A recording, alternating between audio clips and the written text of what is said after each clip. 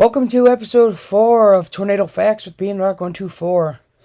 Well, that had a pretty good ring to it. Episode 4 of Tornado Facts with Beanrock. Okay, never mind. So, today, this one hits a little bit close to home because it takes place near my home.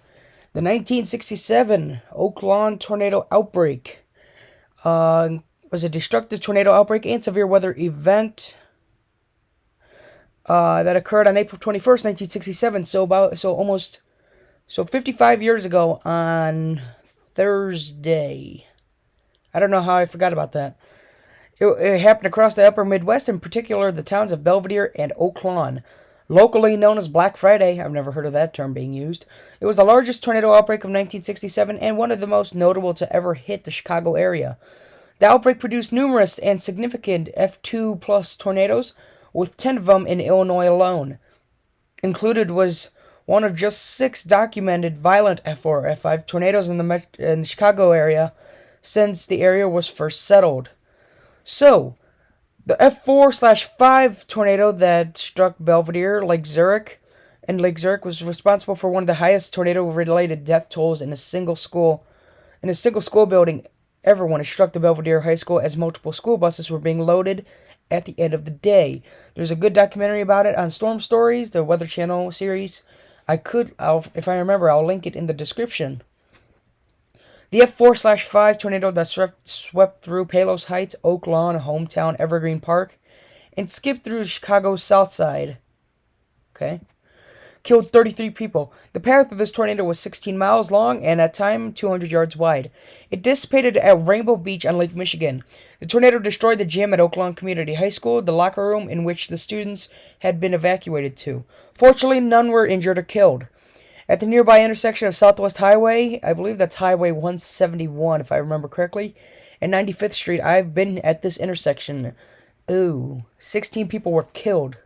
They're trapped in rush hour traffic. 7 others were killed at the same intersection when a roof of a grocery store collapsed in on them. Yeah, I've been at that intersection. No wonder I got a weird vibe when I was there. So here's your meteorological synopsis. I butchered that so badly. April 21st, 1967 was a warm Friday afternoon in northern Illinois. Following a foggy morning with temperatures in the mid-50s, temperatures rose rapidly in the afternoon as low geopotential heights approached from the southwest.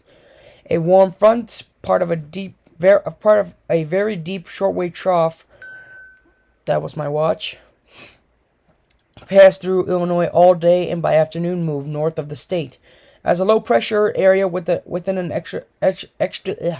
extratropical cyclone approached the area, temperatures rose into the low to mid-70s, with dew points rising into the 60s, and upper-level jets streaming 120 knots, increasing low-level vertical shear. Meanwhile, a persistent meso-low feature near Joliet helped to maintain back low-level winds from the south. As conditions became more favorable for tornadoes and supercells began developing in the Chicago area. That does not sound right. The regional U.S. Weather Bureau issued a tornado watch at 1:50 p.m., covering the northern half of Illinois, plus southern Wisconsin, eastern Iowa, and western Indiana. By 3 p.m., more than 12 tornadoes had already been spawned from the storm system. So here's the list of 45 tornadoes that touched down on this day. Significant ones include one that happened between northeast of Summer to west of Newark, Missouri. It was an F4, 59 miles long. They're saying that this long track tornado was a tornado family. And here's that citation for it from Growsless. So here's significant tornado number 2. We'll go over these two in a little bit. And then here's the Oak Lawn one. Entered Lake Michigan at the 79th Street beach. And here's another F4. Some people are saying it might be F3, then F4, but who knows. So here's the Belvedere one. The first significant one. A violent multi-vortex tornado, later given an F4 rating, moved through Belvedere, damaging the high school and overturning buses. A total of 24 people were killed, with 13 of them at Belvedere High School, making this the 6th deadliest tornado to ever hit a school. 410 people were injured, and 127 homes were destroyed, with another 379 being damaged.